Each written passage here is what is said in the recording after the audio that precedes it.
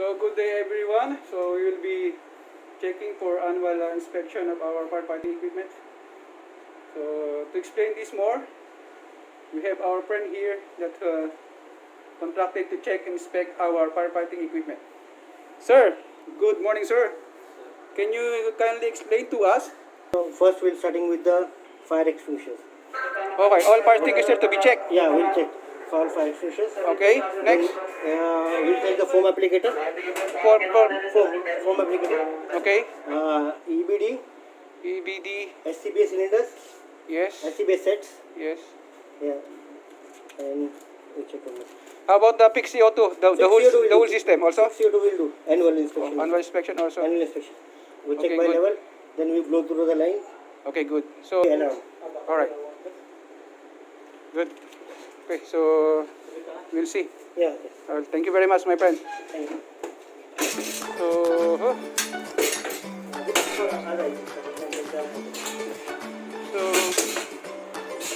we're doing really annual for all of the firefighting equipment. So the equipment annual service for certification and PIC CO2 system.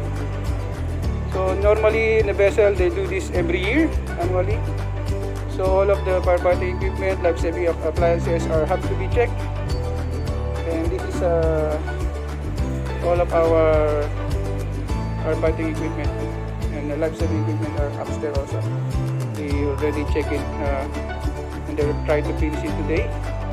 Hopefully when the class will come on board.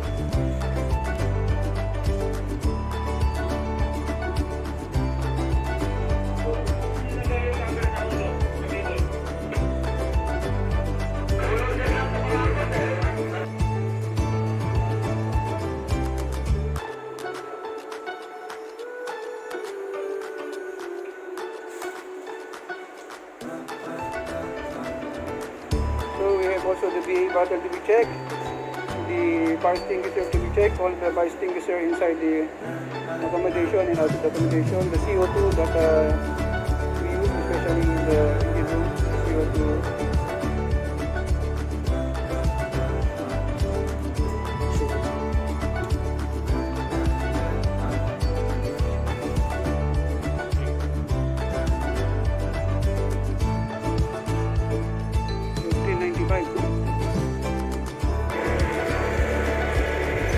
So what that means? It's still good? So if good, just make a already test. Then put sticker. Okay, only weight. Everything should be weight, huh? Okay. But if the weight come less, you need to refill. Okay, good. We'll understand.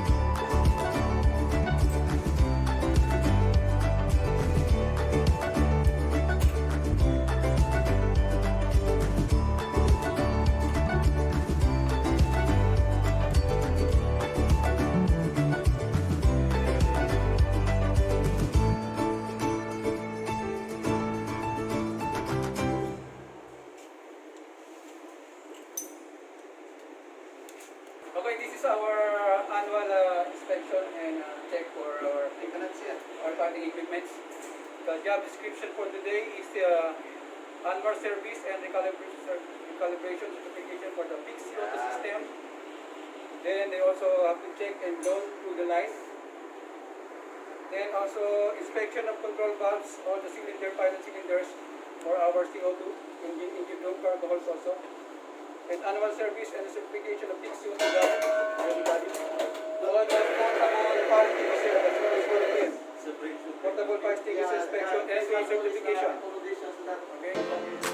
So we have a total of 100 fire extinguisher inspection and certificate. You know what I mean? New seals, new stickers.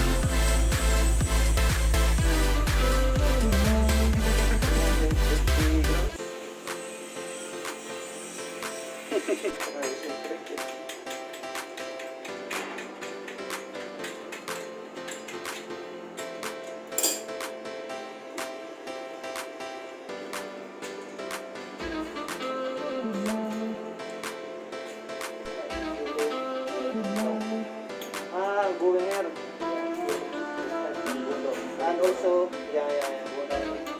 this one will go up. Okay, hold. When you press this one, they open.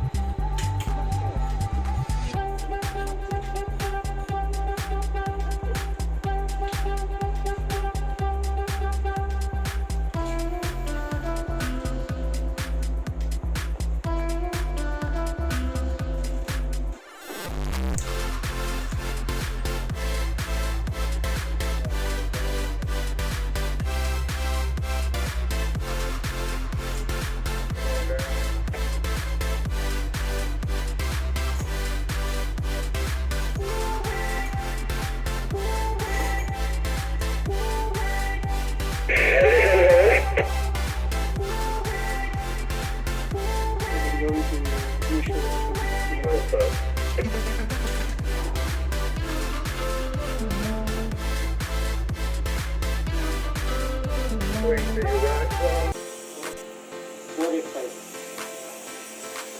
45. 44. Alright. So it's okay, ah. Good.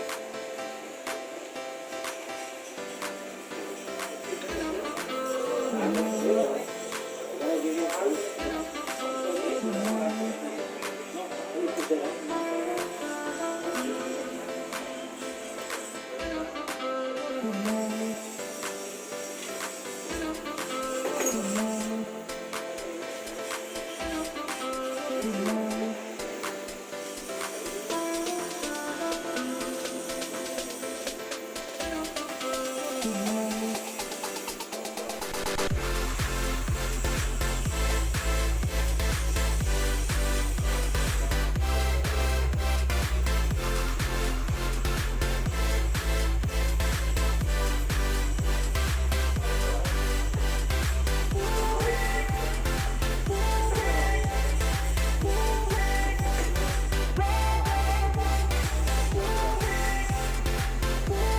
Slowly check the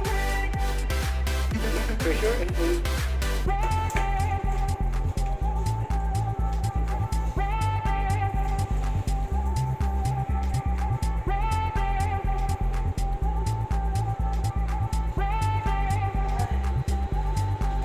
Alright, so the whole day they managed to finish the inspection and checking of our portable fire extinguisher. Again, we have three types of portable fire extinguisher on board. We have the CO2, we have the dry powder, and we have also the foam.